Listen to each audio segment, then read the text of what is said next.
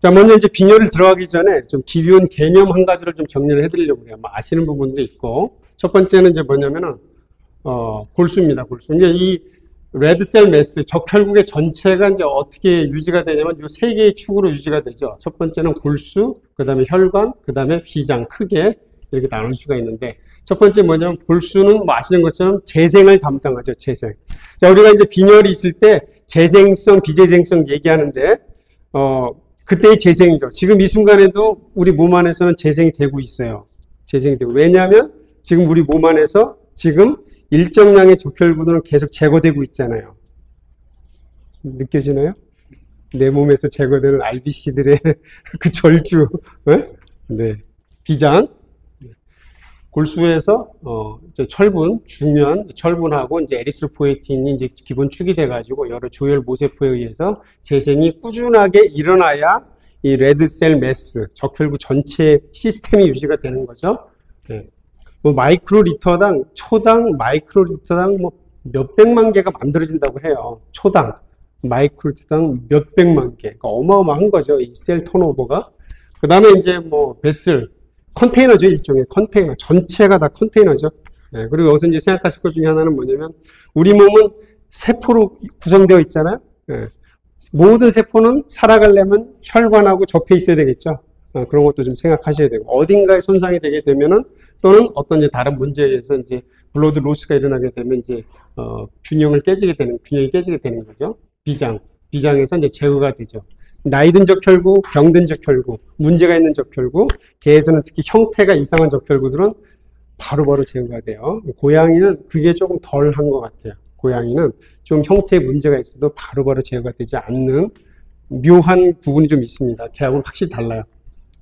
이 비장이 좀 되게 좀 신기한 게, 우리가 이제 보통 적혈구가 마이크로리터당 몇백만 개이잖아요. 그렇죠? 500만 개에서 뭐 800만 개. 그렇죠? 그 중에 이제 나이든 적혈구, 아픈 적혈구, 이상한 적혈구들을 비장은 어떻게 알고서 이렇게 순식간에 제거를 할까? 그런 거 생각해보면 참 놀라운데, 자, 모든 장기들은 어때요? 모든 장기들은 동맥이 들어가면 당연히 뭘로 나오죠? 정맥으로 나오죠. 동맥과 정맥이 서로 이렇게 이어져 있어요. 자연스럽게. 그런데 그렇지 않은 장기가 하나 있습니다. 뭘까요? 네, 비장이 그런 거예요. 비장은 직접적으로 연결이 돼 있지가 않아요. 여기에 이제 그 레티큘러 엔도텔리아 시스템 같은 그 복잡한 구조가 그 사이에서 약간 버퍼 구조로 이제 이루고 있죠. 그래서 뭐냐면 여기가 되게 그 숲과 같아요. 숲. 나무들이 막 어지럽게 얽혀 있는 숲과 같아가지고 적혈구들이 동맥에서 빠져나와가지고 정맥으로 알아서 잘 이렇게 가야 되는 거, 헤쳐나가야 되는 거예요. 그런데 나이든 적혈구, 병든 적혈구 또는 문제가 있어가지고 ATP를 잘 못 만든다. 그러면은 가다가 걸려버려요. 그러면 거기 있는 매크로파지들이 이거를 순식간에 다 제거를 하는 거예요. 신기하죠. 근데 마이크로리터당 어마어마하게 많은 적혈구들이 있는데 그 심박에 의해서 계속 순환을 하잖아요. 그렇죠? 순환하면서 문제가 있는 적혈. 근데 뭐 췌장염, 파이메트라 이렇게 어딘가 질병이 생기면 몸도 힘들지만 세포 수준으로 가면 세포도 되게 힘들어요. 그러니까 적혈구들도 내일 죽을 건데 오늘 췌장염이 걸렸다. 그럼 오늘 제거될 수 있는 거예요. 이 염증 때문에 내가 힘드니까. 네. 순식간에 제거가 되는 거예요. 그래서 비장에서는 매 순간 제거가 되고 그만큼 골수는 또 만드는 거예요. 그래서 이 평형이 유지가 되고 있죠. 네. 이 재생이라는 것은 평상시에도 계속 일어나는 게 재생이라는 거, 이걸 좀 기억을 해 두시고. 그럼 우리가 왜 빈혈에 대해서 재생성 빈혈, 비재생성 빈혈 이런 개념을 쓰느냐? 그렇죠? 재생성이라는 건 뭐예요? 재생성이라는 것은 RBC가 줄어들었는데 정상보다 가속화된 재생으로 그 부족분을 잘 메꾸고 있다 이런 얘기죠. 비재생성이라는 건 뭐예요? RBC가 부족해졌는데 골수가 일을 안 하는 거죠. 평소 하는 수준으로 하든지 아니면 그것마저도 억제가 되는 상황이 바로 비재생인 거예요. 그러니까 무슨 얘기냐면은 비재생이어도 RBC는 만들어지긴 하는 거예요. 그게 필요에 맞지 않게 좀 부족하다 뿐이지 계속 만들어지긴 하는 거예요. 아시겠죠? 그 개념도 이제 이걸 이제 이해하려면 이제 고양이에서 이제 이런 개념이 조금 이제 좀 명확하게 하셔야 되는 거예요. 고양이에서는. 그래서 이 세 가지 축에 의해서 RBC 매스가 유지되고 있다. 자, 우리가 일단 빈혈이다 그러면 RBC와 헤마토크리트 헤모글로빈이 이제 감소된 것을 빈혈이라고 하잖아요. 그렇죠? 빈혈. 근데 이제 이 장비에서 기본적으로 제공되는 이 세 가지 지표들은 사실 뭐 그렇게 절대적이진 않아요. 우리가 꼭 CBC 검사를 하지 않아도 뭐 잇몸도 좀 까보고, 그렇죠? 뭘 하면 대충 알 수 있잖아요. 그러니까 절대적이지 않으면서도 또 그렇다고 또 무시할 수 없는 항목이 요 세 가지인데, 요 세 가지에서 우리가 이제 항상 그 신경 써야 되는 건 뭐냐면 헤모글로빈이 사실 제일 중요한 거죠. 그렇죠? 적혈구는 숫자가 충분하다는 게 중요한 게 아니에요. 충분하더라도 어떤 경우는 헤모글로빈이 부족할 수도 있어요. 충분하더라도 헤모글로빈이 부족한 경우가 있어요. 여기서 부족하다는 얘기는 레퍼런스 레인지보다 낮아져 있는 경우가 얼마든지 있을 수 있다 이런 얘기예요. 특히나 우리나라는 안 그래도 이제 아시아잖아요. 아시아권에 있는 브리드들은 워낙 적혈구가 작아요. 작기 때문에 적혈구 수가 충분해도 적혈구 작으면 거기에 넣어줄 수 있는 헤모글로빈 양이 정해져 있잖아요. 그렇죠? 그러면은 크기가 정상적인 애들보다는 헤모글로빈의 수가 적을 수밖에 없어요. 똑같은 RBC 수가 있어도 크기가 작으면. 근데 우리나라의 뭐 진돗개라든지 뭐 믹스견, 뭐 일본에 있는 개들, 뭐 중국에 있는 이런 개들은 적혈구가 워낙 작은 걸로 유명해요. 유명하고 또 하나 뭐가 있냐면 우리나라 분들이 좋아하는 그 토이 브리드 있죠? 토이 브리드들이 유난히 또 MCV가 작은 애들이 많아요. 혈구가 작은 애들이 많아가지고 아마 CBC 해보시면은 빈혈 환자 결과 해석할 때 좀 헷갈리는 경우가 많이 있을 거예요. 제일 중요한 것은 일단 헤모글로빈이다. 헤모글로빈. 예외적인 거. 자, 한번 이제 설명을 좀 들어볼게요. 자, 이 두 환자 데이터를 한번 보시면은 이 두 환자가 이제 문제가 있는가 없는가 이런 걸 한번 생각해 보세요. 이런 두 환자. 왼쪽 환자를 보시면 어때요? 왼쪽 환자. 적혈구 수는 레퍼런스 레인지보다 부족하죠? 부족합니다. 자, 그런데 헤모글로빈이나 HCT는 어때요? 레퍼런스 레인지 안에 있죠. 얘는 빈혈이 있는 건가 없는 건가? 오른쪽도 볼까요? 오른쪽. RBC 숫자는 충분하죠? 그런데 헤모글로빈하고 HCT는 어때요? 레퍼런스 레인지보다는 좀 낮아요. 얘는 빈혈이 있는 건가 없는 건가? 네? 이런 경우를 뭐 흔하게 보는 건 아니지만 이런 경우가 있다는 거죠. 가끔 랩에도 의뢰가 와요. 건강한데 왜 보냈지? 그러면 이제 이런 패턴인 거죠. 적혈구 숫자가 부족하니까 어쨌거나 뭐 넓게 보면 빈혈로 들어가는 거 빈혈. 그렇죠? 적혈구 수는 충분한데 어쨌거나 밑에 거가 낮으니까 이거 빈혈 아닌가? 이렇게 생각할 수가 있단 말이죠. 왜 이런 경우가 생긴가? 여기서 보시면 바로 MCV죠. MCV. 왼쪽은 MCV가 96.4. 이 fem토리터 보시면은 73.5까지로 되어 있는데 상당히 높잖아요. 그러니까 뭐냐면 얘는 적혈구 수는 적지만 적혈구가 사이즈가 큰 거예요. 크니까 거기에 더 많은 헤모글로빈을 담을 수 있고, 그러니까 적혈구 수가 부족하다 하더라도 전체적으로 봤을 때는 헤모글로빈은 충분한 거예요. 네. 이런 경우는 이제 어떤 푸들에서 볼 수 있어요. 어떤 푸들.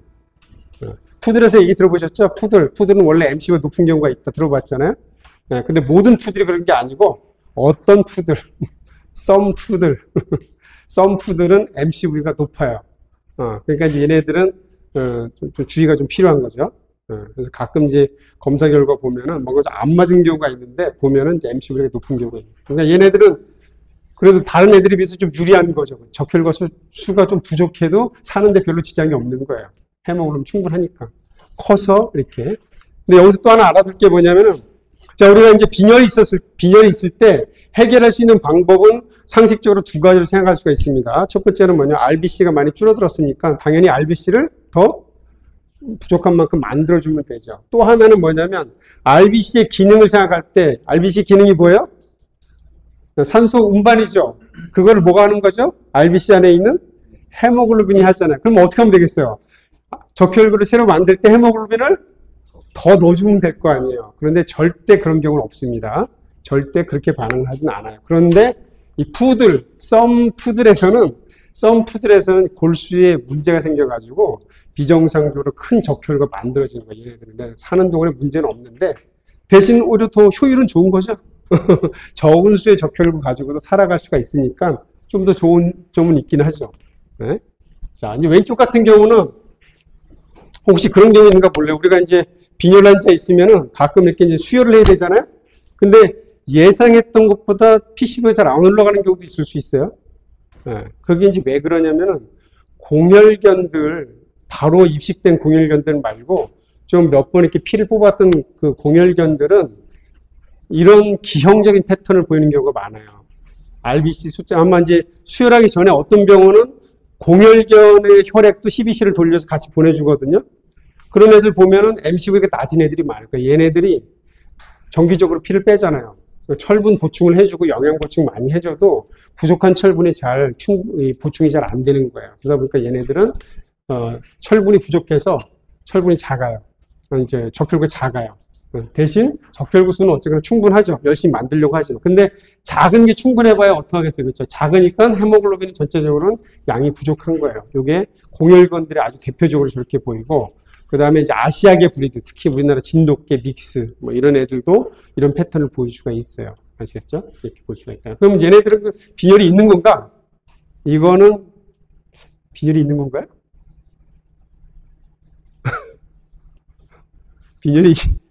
빈혈이 있는 건가? 이건 보호자가 딱 보호자 보고 물어볼 수도 있잖아요. 얘 빈혈이 있는 거예요? 없는 거예요? 네, 약하게. 그렇죠. 사실 원래 낮은 애들은, 얘도 마찬가지긴 하지만 원래 낮은 애들은 얘네들만의 참고 범위가 필요한 거죠. 보통 우리 레퍼런스 레인지를 정할 때는 이런 예외적인 경우들은 사실 다 빼고서 레퍼런스 레인지를 정한 거예요. 네, 다 빼고서. 그러니까 얘네들한테는 안 맞는 거죠. 그러니까 이걸로 봤을 때는 문제가 있어 보이지. 그러나, 그렇죠? 얘네들로서는 이제 그 문제가 없는 건데, 사실 얘네들만 모아가지고 레퍼런스 레인지 만들기 또 어렵잖아요. 레퍼런스 레인지 만들려고 해도 없어도 한 500은 있어야 되거든요. 최소한 500, 또 뭐 어떤 경우 1000만 원 이렇게 있어야 되는데, 그 업체에서 그런 거 하겠어요? 귀찮아서 안 하지? 네. 그러니까 이제 이런 경우는 이제 임상 소견을 가지고서 이제 평가를 하셔야 되고, 그러니까 이제 점점 어떻게 하면 좋으냐면 1년에 그래도 한두 번 정도는 건강검진 와가지고 그 개의, 고양이의 이런 기준 데이터를 만들어주는 게 좋겠죠. 제가 이제 오늘 애플워치를 안 차고 왔는데, 애플워치가 보면은 왜 그 이상 징후 발견할 수 있도록 세팅을 할 수가 있잖아요. 심박수, 산소 포화도, 체온 뭐 이런 거 몇 가지를 가지고서. 근데 요거를 이런 유니버설한 레퍼런스 레인지를 여기다 입력한 게 아니더라고요. 제가 되게 좋게 생각하는데, 뭐냐면 그걸 딱 세팅을 하잖아요. 그럼 해보신 분이 있는지 모르겠지만 며칠 동안 데이터를 수집을 해요. 나의 데이터를. 그래가지고 그래프를 만들어 놓은 다음에 뭔가가 범위를 벗어난다 그러면 알람을 줘요. 그래서 제가 애플을 좋아합니다. 제가 앱등이에요, 앱등. 요즘은 뭐라고 하지? 예. 요즘은 막 살아요, 막. 이거 이해하면 진짜 앱등인데, 혹시 막 산다는 거 이해하시는 분? 막 산다. 예. 맥 있죠, 맥. 예. 막 사시는 분? 네. 자, 여기서 이제 보여드린 경우는 이제 뭐 우리가 흔한 경우는 아니지만 얼마든지 이런 경우가 있다는 거예요. 이런 경우가 있다. 자, 그 다음에 두 번째 이제 뭘 생각하셔야 되냐면, 자, 모든 빈혈은 이제 우리가 환자가 내원했을 때 CBC 검사해보니까 얘가 빈혈이에요. 수치가 다 떨어져 있어. 그런데 얘도 언젠가, 어느 시점에서는 어떤 단계가 있었냐면, 이제 요런 단계가 있었다는 거죠. 요런 단계. 한번 보면은, 이 환자가 지금 6월 22일부터 이제 27일까지 쭉 검사했는데, 참고 범위 안에 있다가 떨어지잖아요. 연속적으로 검사하니까 얘가 빈혈이 있다는 걸 알죠. 물론 이제 우리가 이제 환자가 와가지고 뭐 증상이 좀 진행되고 그러면 대충 예상은 할 수는 있잖아요. 뭐 빈혈이 있을 수 있겠네. 특히 고양이 아픈 빈혈이 오니까. 그렇긴 하지만 만약에 한 번만 검사했다 그래봐. 한 번만 검사했다. 얘가 빈혈이 있는 거 알 수 있을까 없을까요? 모르겠죠. 네. 한 번 검사해가지고는 참고 범위 안에 있을 때, 그러니까 크게 두 가지가 의미가 있는 거예요. 첫 번째는 뭐냐면 그냥 한결같이 저 수준일 수도 있지만 사실은 감소하는 중일 수도 있다, 이런 얘기예요.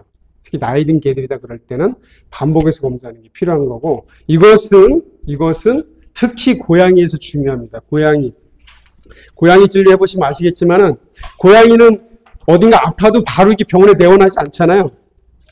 네, 저도 이제 집사 생활 해보니까 알겠는데, 저도 이제 서울에 살 때는 제 주치의가 저기 영통에 있었거든요. 네, 가끔 데리고 오라고 하거든요. 그러면 이제 고양이 옆에 태우고 이제 가잖아요. 가는데 어떻게 하겠어요, 고양이들이? 싫어하는데 어떻게 표현하죠? 울죠. 고양이 키우시는 분이 별로 없으신가? 울잖아요, 그렇죠? 울면 보호자는 어떻게 생각해요? 스트레스 받겠네. 가지 말까? 그래서 안 가잖아, 그쵸? 병원 가면 스트레스 받는다고. 그쵸? 제가 집사의 심리를 좀 알게 돼가지고, 그래서 우리 주치의가 저한테는 불량 집사라고 얘기를 해요. 병원도 잘 안 가지, 약을 뭐 이만큼 줘줘도 잘 안 먹이지, 그러니까 불량 집사라고 하는데, 근데 건강에 잘 사는 것 같아요. 네, 주관적인지 몰라도. 자, 고양이들은, 어떻게도 얘기하자면 어떤 병이 생겼을 때 증상이 나타나는 시점은 대부분 질병이 한 80% 정도는 진행된 상태라고 보통 얘기를 해요. 그러다 보니까 증상 자체도 특이성이 떨어지는 경우가 많죠. 네, 특이성이 좀 떨어지고, 많이 아프면 원인 불문하고 구토설사가 있고, 그렇죠. 덜 아프면 안 먹고 체중 빠지고 힘들어하고, 뭐 이런 거 있잖아요.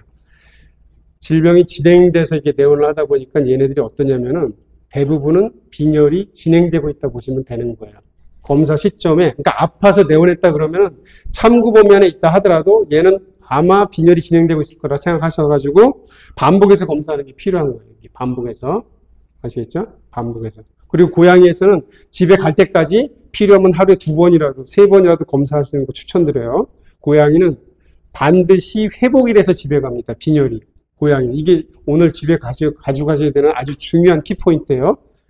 집에 갈 때 빈혈이 완전히 회복되지 않더라도, 아, 회복기에 들어갔구나를 알 수 있게 해줘요, 고양이는.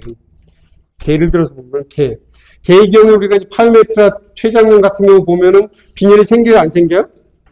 생기죠. 근데 보통 췌장염이나 파이메트라 있을 때 우리가 빈혈에 대해서 신경을 많이 안 쓰잖아요, 그렇죠? 일단 중요한 게 그게 아니니까. 근데 어쩌지 하다가 뭐 태어나고 뭐 왔다 갔다 하다 보니까 괜찮아져 있죠.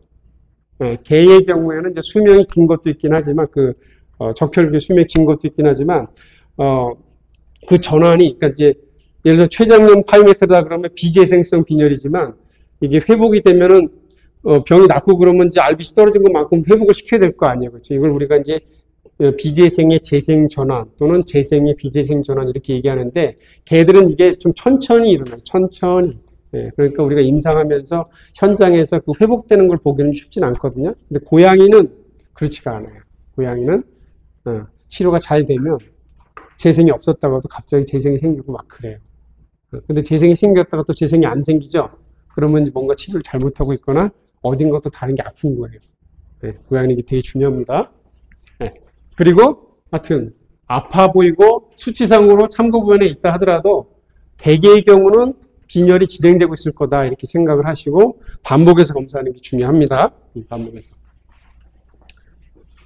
자, 이 재생의 중요성은 뭐 학교 다닐 때도 많이 들어보셨죠. 우리가 이제 전통적으로 빈혈에 대해서는 재생을 가장 강조하는 이유가 뭐냐면 빈혈의 원인이 뭐 여러 가지가 있잖아요. 여러 가지가 있는데 이 빈혈을 우리가 이제 뭐 진단도 하고 치료를 하려고 할 때 가장 좋은 접근 방법이 뭐냐면 재생이 잘 되느냐 안 되느냐 이건 거예요. 왜냐면 그렇게 되면은 재생이 잘 되면 기존적으로 용혈이나 출혈이 주 원인이 되기 때문에 보통 그렇게 접근을 하는 겁니다. 그래서 이제 모든 12시 장비는 좋고 나쁜 걸 뭘로 판단하시면 되냐면 내가 이 장비를 운영해 가지고 빈혈 환자에서 재생성 여부를 쉽게 알 수 있느냐 없느냐로 판단하시면 돼요. 네. 그렇다고 해서 갖고 계신 12시 장비가 미성숙한 적혈을 개수하지 못한다고 해서 버리지 마시고 그래도 개에서는 반복해서 검사해가지고 반복해서 검사해서 수치가 변화되는 걸 보면은 그래서 예상은 할 수는 있어요. 예상은 할 수는 있다. 하여튼 재생이 제일 중요한 거예요. 그래서 장비에 여러 가지 지표가 있는데 그 모든 지표의 존재의 의미는 재생성이에요. 재생성. 그래서 여러분들이 혈액학을 공부했는데 내가 이 적혈구 이 12시 검사 결과를 통해서 이 환자가 재생성이 있는지 없는지를 내가 잘 판단할 수가 있다. 그러면 더 이상 기대하지 마세요. 거기까지. 아시겠죠? 그 이상 12장비가 해줄 수 있는 건 없습니다. 네. 자, 그래서 이제 한번 예를 들어 보면은, 자, 왼쪽 환자도 보시면은요, 28일날 빈혈이 뭐 심하진 않죠? 약하게 있습니다. 72점. 자, 이렇게 이제 빈혈 환자가 있으면은 항상 신경 쓸 게 뭐냐면 얘가 재생이 충분하냐, 재생이 충분하지 않느냐 이걸 항상 신경을 써야 되는데, 우리가 이제 세망적혈과 자동으로 개수되기 전에는 이 지표를 이제 활용을 해서 최대한 해석을 해야 되죠. MCV, MCH, MCH, RDW, 뭐 어떤 데는 RDW, CV, SD 뭐 되게 많잖아요, 그렇죠? 이 중에서 쓸만한 거는 하나밖에 없어요. 하나, MCV. 아시겠어요? MCV. 재생이 잘 된다 그러면은 연속해서 검사했을 때 MCV는 이렇게 변화될 수밖에 없어요. 왜냐하면은 재생이란 건 뭐예요? 재생이란 것은 미성숙한 적혈구를 많이 만들어내는 거잖아요. 이 미성숙한 적혈구는 성숙한 적혈구보다 사이즈가 크거든요. 용적이 커요. 그러니까 늘어나게 되면 당연히 어떻게 되겠어요? MCV가 변화될 수밖에 없겠죠. 요거하고 곁들여가지고 RDW가 이제 이 RDW는 뭐냐면 적혈구의 분포 폭이라고 하는 건데 뭐냐면 정상보다 작은 적혈구 또는 큰 적혈구 아니면 크고 작은 적혈구들이 막 섞여서 대소부동이 증가될 때 이게 변화가 되는 거예요. 근데 민감도가 그렇게 높지는 않지만 이런 것들도 보통은 같이 변화가 돼요. 아시겠죠? 여기도 보시면은 MCV가 변화가 됐는데 RDW도 변화됐죠.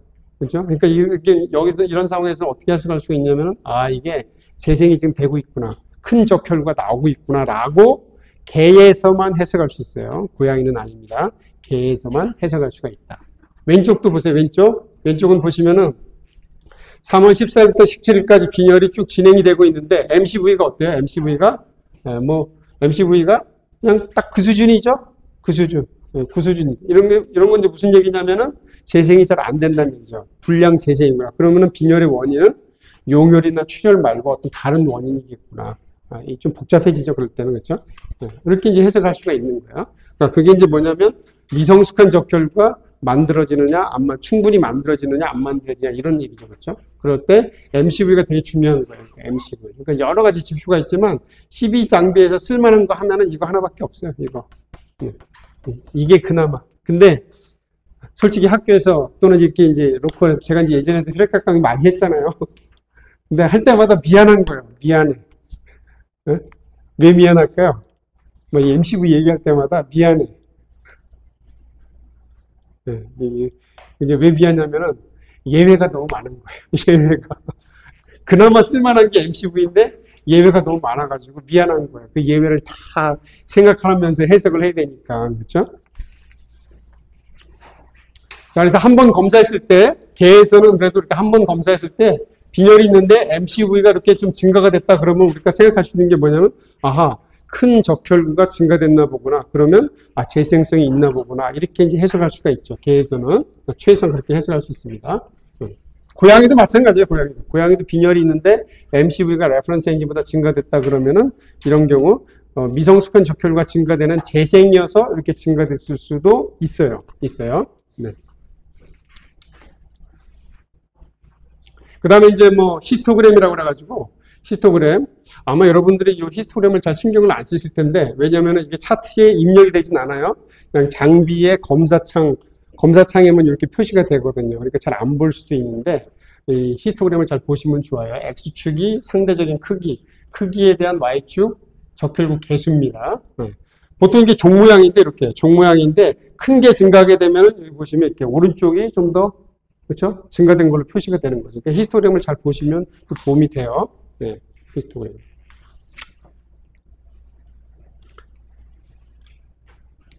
그래서 이제 빈혈이 있는데 MCV가 증가가 됐다 그러면은 MCV가 증가가 될까? 그리고 이제 히스토그램을 봤을 때 이렇게 이제 큰 적혈구가 좀 증가된 것 같다 그러면 이게 개에서는 재생성이 있는가 보구나. 이렇게 이제 해석할 수 있다는 거예요. 해석할 수가 있다.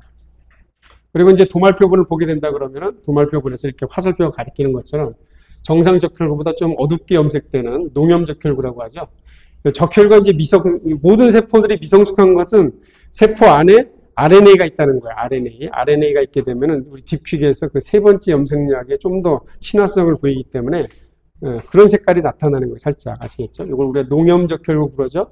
그 장비에서는 이것을 레티큘로사이트, 세망 적혈구다 이런 것들이 이제 늘어나게 되면은 이렇게 종 엎어놓은 것 같은 이런 그래프가 살짝 간격이 이제 벌어지는 거죠. 그렇죠? 이 오른쪽에 큰 적혈구들이 증가하게 되니까. 그래서 이제 이 두 가지가 좀 도움은 돼요. 제한적으로. 개에서는 도움은 된다. 아시겠죠? 도움은 된다. 자, 그런데 이제 이걸 한번 대학에서 조사를 해보니까 이게 얼마나 민감도 특이도, 우리가 이제 어떤 검사든 간에 항상 민감도 특이도라는 고유 성질을 한번 평가하게 되잖아요.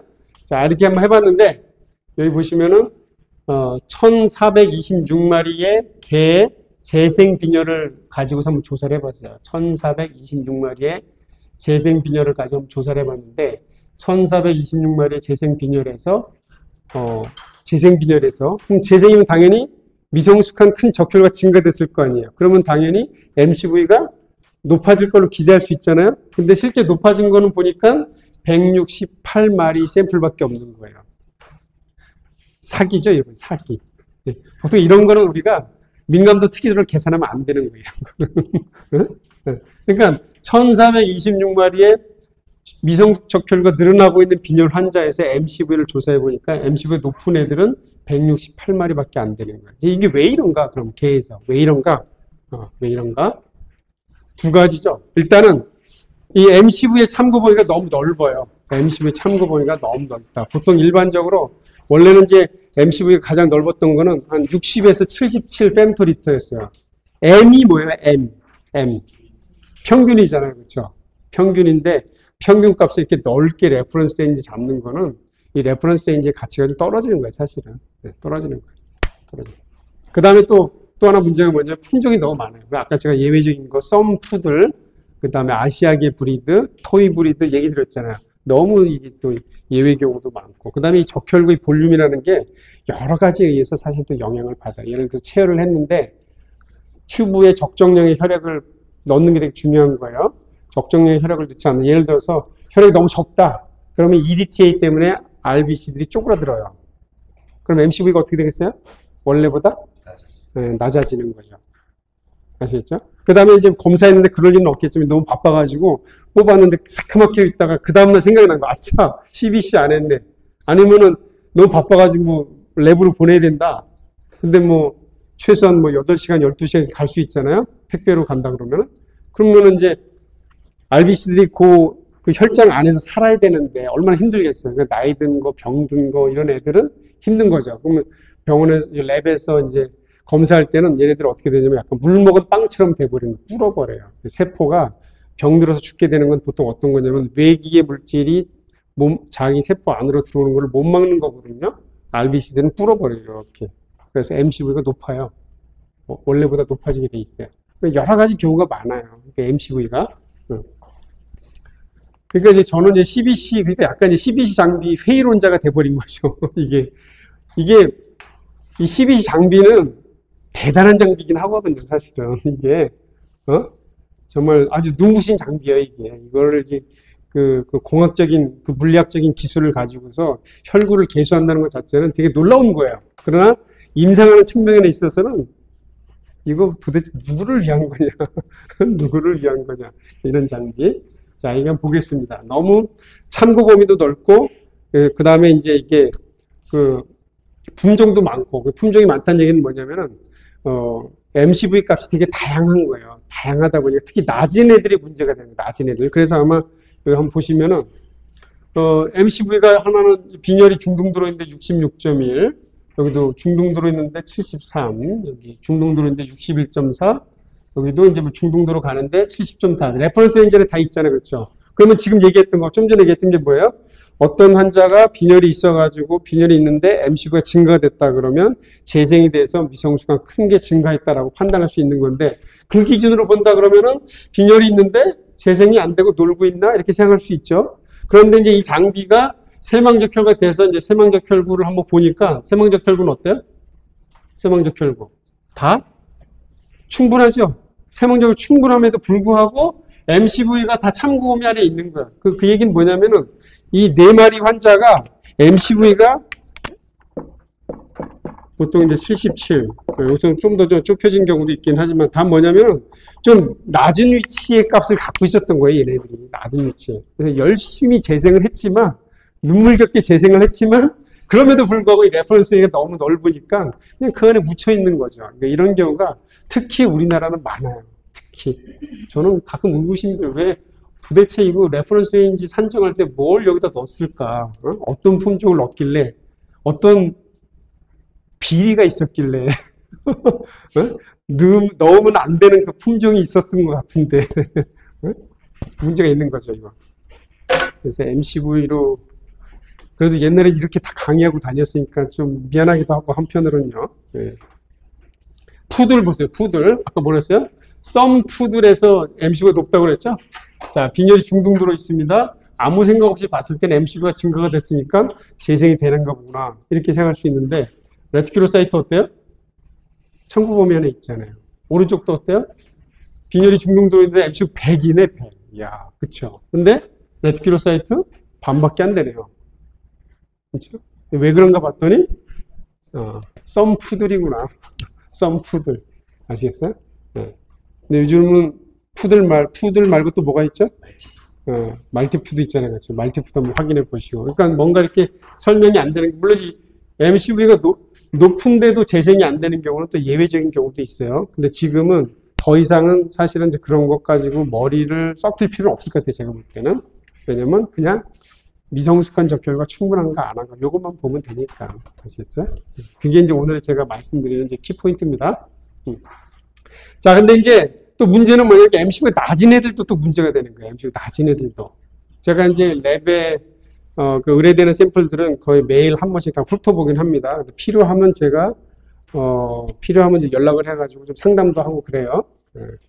그래서 상담도 하고 하는데 많은 경우에 보면 혈액학은 MCV가 낮은 경우가 좀 상담 건수가 많긴 해요. 왜냐면 이제 이래들 접근하는 게 좀 머리가 복잡하긴 하니까. 자, 여기 보면 빈혈이 다양하게 있죠. MCV가 레퍼런스 레인지보다 다 떨어져 있죠. 그러면 이제 보통 우리가 이제 빈혈이 있는데 MCV가 낮다 그러면 첫 번째 그 철분 결핍 빈혈. 그렇죠. 철분 결핍 빈혈이 또 있어요. 예, 이런 경우는 보통 만성 출혈에 의한 철분 결핍 빈혈이죠.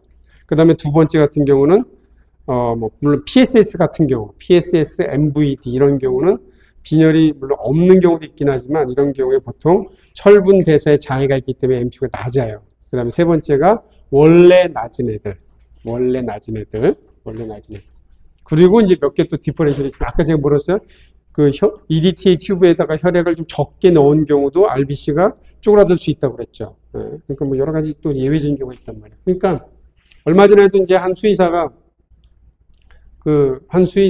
상담을 했는데 MCV가 낮으니까 걔가 이제 샤페이였는데 막 이렇게 얘기하다가 저는 이제 관심 가진 것은 샤페이니까 샤페이 피버 신드롬 아닌가 그래가지고 이제 체온도 물어보고 임상 소견 물어보려고 이제 그 수의사한테 카톡을 했는데 그 수의사는 뜬금없이 갑자기 FE하고 철분하고 TIBC가 쓸모 있나 이렇게 물어보더라고요.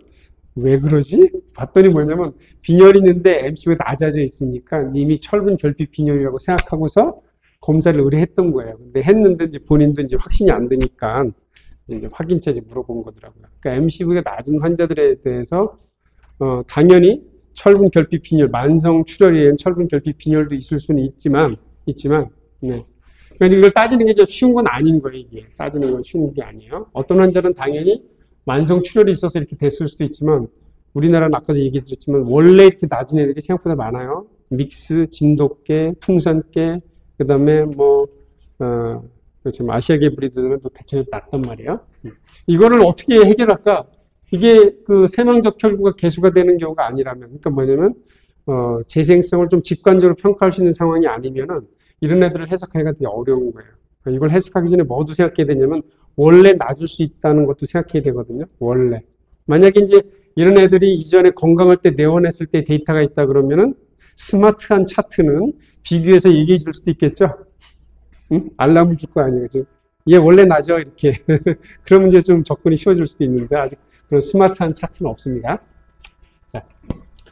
자 이제 여기 보면 이제 이런 얘기는 뒤에서 또 설명을 드리고. 자 그럼 이렇게 낮은 경우에 어떻게 보시면 되느냐? 낮은 경우에 여기서도 중요한 건 재생성인 거예요. 재생성. 세망적 혈구가 개수가 되면은 해석이 되게 수월해져요. 아시겠죠? 일단은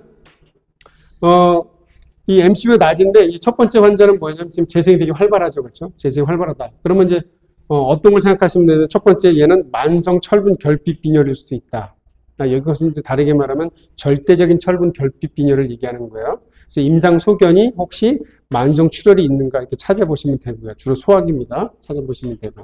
그게 아니면은 얘가 아마 용혈성 빈혈이 있을 수 있는 거예요. 그런 경우는 뭐냐면 얘는 원래 MCV가 낮은 애인 거죠. 원래 MCV가 낮은 애도 IMH 생길 수 있잖아요. 산화 중독 생길 수 있죠? 생길 수 있단 말이에요. 그렇죠? 근데 원래 낮은 것을 알 수 있는 방법 중에 하나는 뭐냐면은 원래 낮은 거의 방법 중 낮은 건 어떻게 할 수도 있냐면은 원래 낮은 애들은 MCV가 낮으니까 당연히 MCH도 낮습니다. 근데 이런 경우에도 MCHC, 농도는 대개는 레퍼런스 레인지 안에 들어와 있어요. 원래 MCV가 낮은 애들은. 아시겠어요? 아까 푸들은 뭐라 했어요? 푸들은 크다고 그랬죠? 그러니까 그 안에 들어가는 헤모글로빈의 양은 많죠?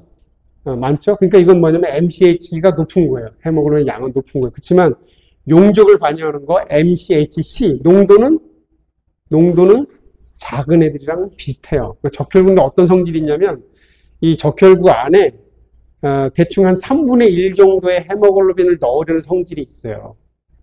성질이 있단 말이에요. 아시겠어요? 그래서 푸들이 사이즈가 크다 하더라도 사이즈가 크니까 당연히 헤모글로빈을 더 많이 넣어줄 수 있지만 그 볼륨 대비 농도로 봤을 때는 딱 한 3분의 1 정도가 되는 거예요. 작으니까 얼마 못 넣어주죠. 그렇지만 농도로 봤을 때는 그것도 대충 3분의 1은 되는 거예요. 적혈구는 그런 성질이 강해요. 아시겠죠? 그래서 물론 이것도 100%는 아니지만 그래도 대개의 경우는 MCV가 원래 낮은 애들은 MCH는 낮지만 MCHC는 보통 참고 범위 안에 들어 있습니다. 네, 이렇게. 그래서 이제 이렇게 MCV가 낮은데 재생이 활발하다 그러면 첫 번째는 얘가 만성 소화기 출혈과 같은 그런 이제 철분 결핍 빈혈이 있는가 없는가 한번 보시면 되고, 그게 아니다 그러면 용혈성 빈혈이 있을 수도 있다 보시면 돼요. 얘는 IMH였어요. 왜냐면 도말표근에서 구상적 혈구가 많이 증가했거든요. 자, 그 다음에 이제 여기 보시면 51.3인데 세망적 혈구가 충분하지 않죠. 이런 거는 MCV가 낮지만 만성 철분 결핍 빈혈일 가능성이 매우 낮은 거예요. 네. 만성 철분 결핍 빈혈, 만성 출혈이니까 재생이 안 될 것 같지만 출혈은 출혈이거든요. 출혈인 경우는 만성이어도 재생은 돼요. 그게 개에서 놀라운 점인데 고양이는 만성 출혈로 가면 재생이 잘 안 돼요. 고양이는. 근데 오히려 그 고양이는 철분 결핍도 잘 안 생겨요. 잘 안 생기고. 그래서 이제 얘가 MCV가 빈혈도 중등도로 있고 MCV가 낮은데 재생이 잘 안 된다. 그럼 얘는 뭐냐면 원래 MCV가 낮은 애인데 뭔가 비재생성 빈혈이 생긴 거예요. 비재생성 빈혈. 그렇게 보는 게 더 빨라요. 네, 그렇게. 그 다음에 이제 마지막 환자는 뭐냐면 얘는 이제 살짝 낮아져 있으니까 이런 애들은 뭐냐면 뭔가 만성 염증이 있는 거죠. 만성 염증이 있는 경우에는 우리가 이제 상대적 철분 결핍 빈혈이라고 합니다. 상대적 철분 결핍 빈혈.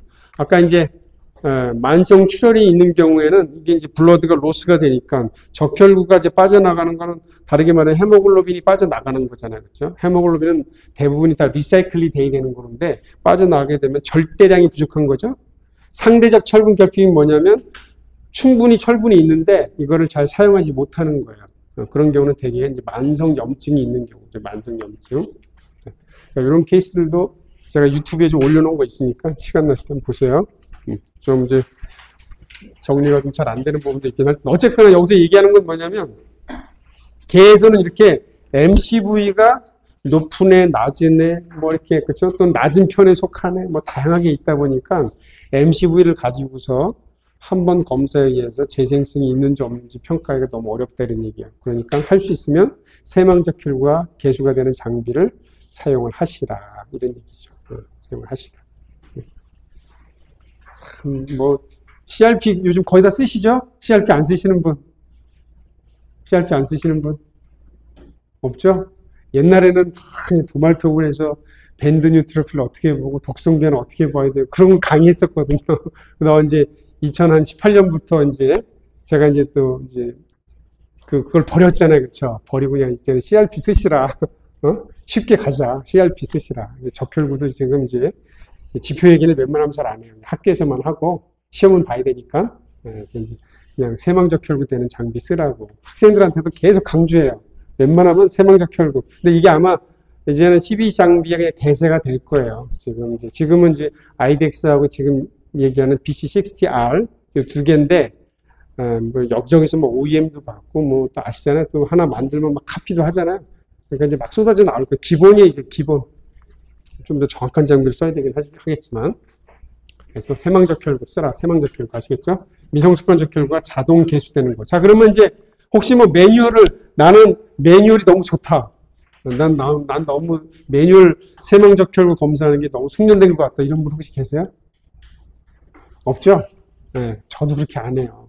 물론 저는 시키니까 안 하지만 이게 아무리 숙련돼도 사람이 하는 거는 한계가 있어요. 왜냐면 도마를 해도 이렇게 좀 균일하게 퍼지지도 않고 그 다음에 카운팅하는 것도 편차가 되게 심해요. 아무리 숙련돼도.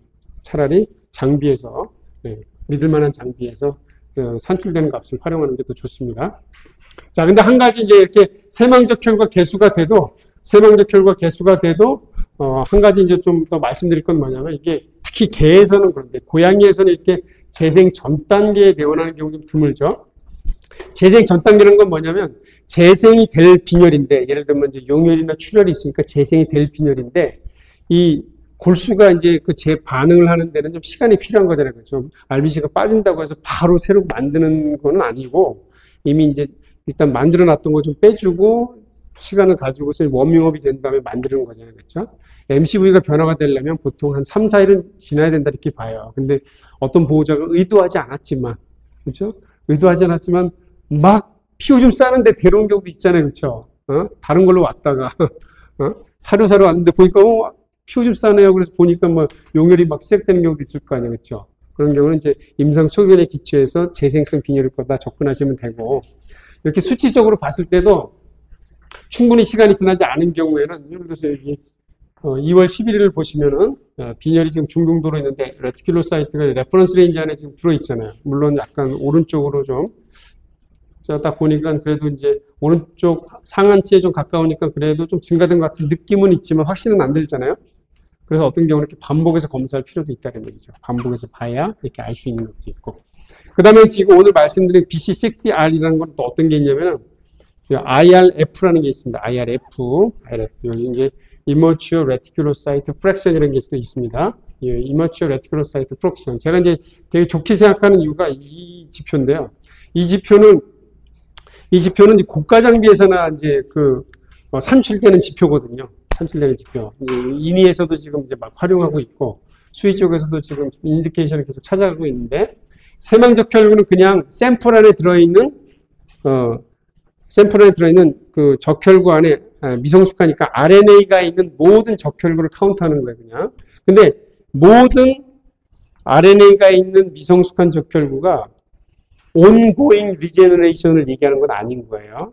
아시겠어요? 혈액 안에 미성숙한 적혈구가 있다 하더라도 그건 어떤 걸 수도 있냐면은 골수에서 새로 만든 걸 수도 있지만, 예를 들면 어저께 만들어 놨던 거, 며칠 전에 만들어서 대기 중이었던 걸 그냥 내보낸 걸 수도 있거든요. 그렇죠? 그러니까 이제 점점 어떤 이유가 있냐면, 그냥 신선한 세망적 혈구를 찾자 이런 얘기. 신선하다는 얘기는 뭐냐면 RNA가 많이 있는 거. 그럼 뭐냐면은 장비가 이제 이거를 인식할 때는 형광 신호가 되게 강한 거예요. 강한 거. 그거를 형광 신호에 따라서 미성숙한 적혈구를, 이 미성숙한 적혈구를 형광 신호에 따라서 이렇게 세 개로 분류를 해요.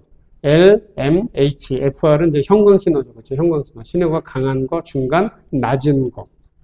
그래서 이 IRF는 이 높은 거하고 중간 것을 합친 거의 비율인 거예요. 아시겠죠? 요건 뭐냐면 갓 만들어낸 세망적 혈구다 이런 얘기죠. 말하자면. 그렇죠? 그러니까 단순히 세망적 혈구만 봐가지고는 어떤 경우는 속을 수도 있어요. 왜냐면 이 재생이라는 건 있잖아요. 재생이나 비재생은 한 번 재생, 영원한 재생이 아닌 거예요. 예를 들어서 용혈이나 출혈이 있어도, 용혈이나 출혈이 있었는데 예를 들어서 얘가 뭐 췌장염이 생겼다. 그러면 재생이 잘 안 될 수 있는 거예요. 그 다음에 또 아까도 얘기했지만 췌장염이 생겨서 빈혈이 있었는데 컨디션이 잘 회복이 되잖아요. 그럼 블러드 로스가 있으니까 그걸 회복하려고 하겠죠. 그러면 비재생이었다가 재생으로 또 전환도 되는 거예요.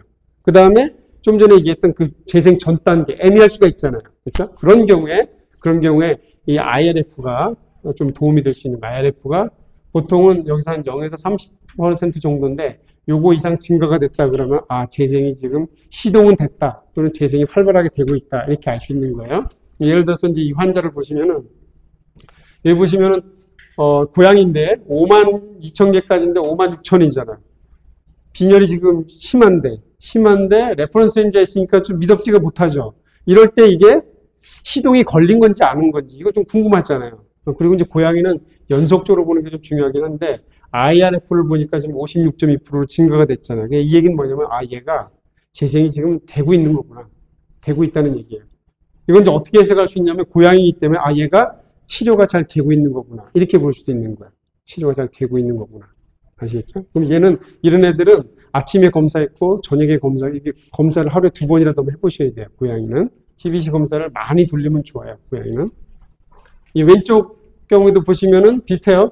빈혈이 좀 심하게 있는데 레티큘러 사이트가 레퍼런스 렌즈 안에 있잖아요. 애매한 경우에, 그렇죠? 이런 경우에 IRF를 보시면 IRF가 40%로 증가가 됐잖아요. 그렇죠? 그러면 이 얘기는, 얘도 지금 재생이 활발하게 진행되고 있는 거구나. 이렇게 해석할 수가 있는 거예요.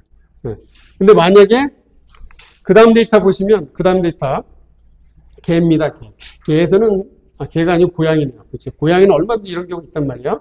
재생이었다가 비재생이 되고, 비재생이었다 재생이 되는 게, 입원해 있는 동안에 얼마든지 나타날 수가 있어요. 자, 얘 한번 보시면 빈혈이 지금 수치상으로 봤을 때는 뭐 이렇게 마일드 투 마더릿한 정도긴 하죠. 그렇죠? 자, 세망적 혈구를 보니까 레퍼런스 렌즈 대비 높잖아요. 그렇죠? 충분하네. 이렇게 생각할 수가 있죠. 자, 그런데 IRF를 보니까 어때요? IRF가 20%예요. 정상 수준이에요. 그리고 그래프를 보시면 이런 그래프는 아마 아이덱스에서도 보셨을 텐데 그래프를 보시면 이 보라색이 지금 미성숙한 적혈구인데 미성숙한 적혈구 표시가 여기밖에 없잖아요. 그렇죠? 이게 이제 뭐냐면은 만들어 놓은 지 좀 된 세망 적혈구라는 얘기거든요. 이거는 재생이 계속되고 있으면 여기서부터 여기까지 꾸준하게 이런 식으로 보라색이 있어야 되는 거예요. 없는 거예요. 지금 얘가 지금 보니까 RF가 20%, LFR이 80%나 되잖아요. 그렇죠? 신호가 강한 게 별로 없어요. 이 얘기는 뭐냐면은, 이 얘기는 아마도 얘는 재생이 잘 되다가 지금 재생이 억제되는 상황일 가능성이 높은 거예요. 억제되는 상황이 높다. 이렇게 보시게 되는 거고, 그러니까 이런 경우에는 뭔가 이제 환자 평가를 좀 다시 해가지고, 또 필요한 이제 대중 처치를 좀 해야 되는 그런 상황일 수도 있다. 이런 얘기죠. 자, 그런 식으로 이제 접근을 하시면 좋아요. 그런 식으로.